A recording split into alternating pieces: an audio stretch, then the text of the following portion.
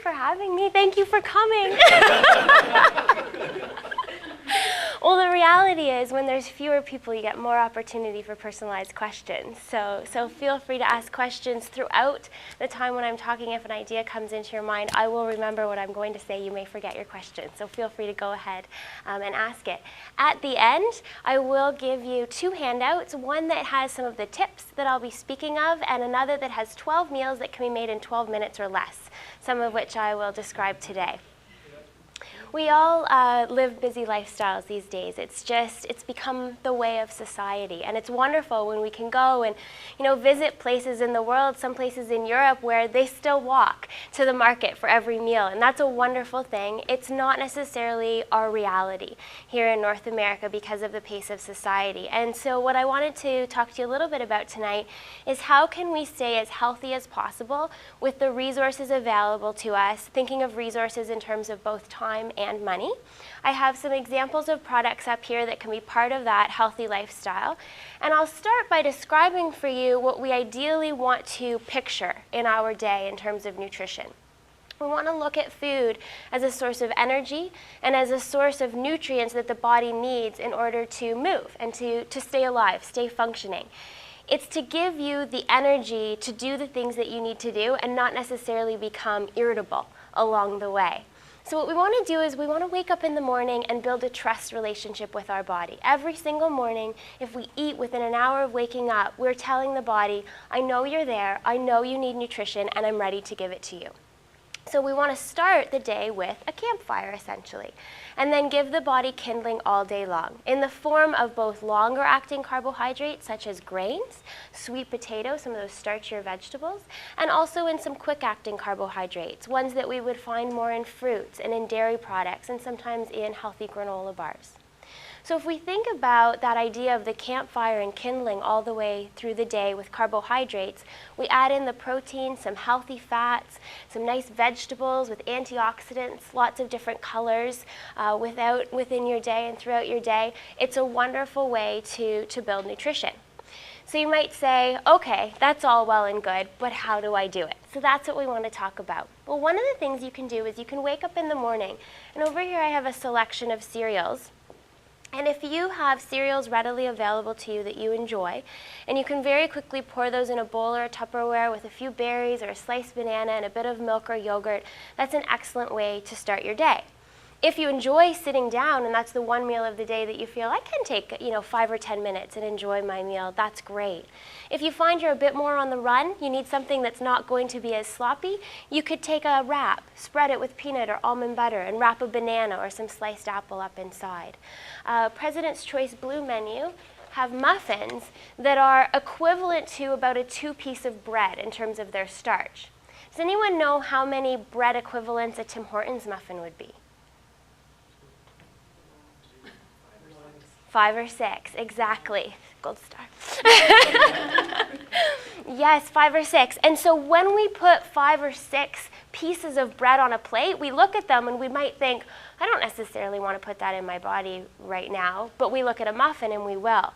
So either making muffins at home or purchasing muffins that are a more appropriate portion size, that can help you start your day really well. If you do choose something like that muffin, we want to add a protein component to go. So one option is taking a tetra of a So Good soy milk. You can get this in a variety of flavors, or say a vanilla milk or a chocolate milk. Or you might buy an actual Rubbermaid or Tupperware container and just pour your own milk into it. It's true that these flavored milks do have a little bit of more of a sugar content to them than plain milk. However, it is at the beginning of your day, you're pairing it up with a grain, and it's better than having nothing at all. So often in nutrition we do think in terms of black and white. Oh, that's good for me, that's bad for me. And I would encourage you to think in terms of shades of gray. So what's the best choice possible that I can make right now? Okay, I'd love to have cereal with banana and milk, but I slept in, or I had the kids dressed and someone spilt on them and I had to clean them up and now I'm on the go. A muffin and a So Good Tetra is going to be better than nothing at all. What about Budweiser? No.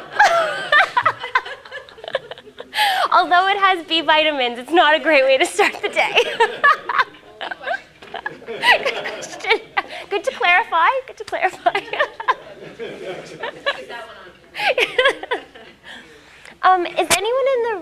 Does anyone in the room have interest or enjoy a French vanilla cappuccino from Tim Hortons at all? No one? Yes? Okay.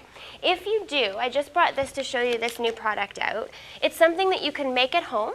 It has 5 grams of sugar in a portion. And when you're at a Tim Hortons, when you get a French vanilla out of one of their machines, the sugar is quite a bit higher than that. And so this would be a healthy alternative if you really enjoy that flavor. You can also get the low sugar and low fat creamers that have the flavorings in them. So instead of packing that sugar into the morning, trying to save room for other foods to go along with it.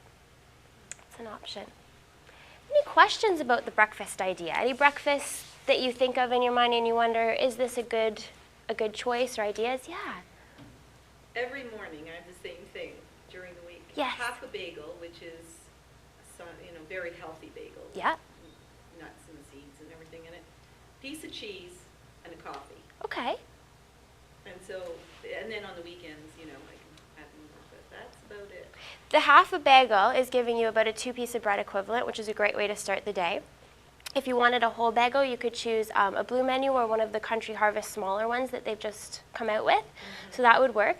The cheese gives you a little bit of a protein there, which is great. You could vary that up also with a nut butter or taking a little bit of egg white. Excuse me, I have Yes. peanut butter on it. You have peanut butter on it, okay. And some jam. Okay. Half a bagel.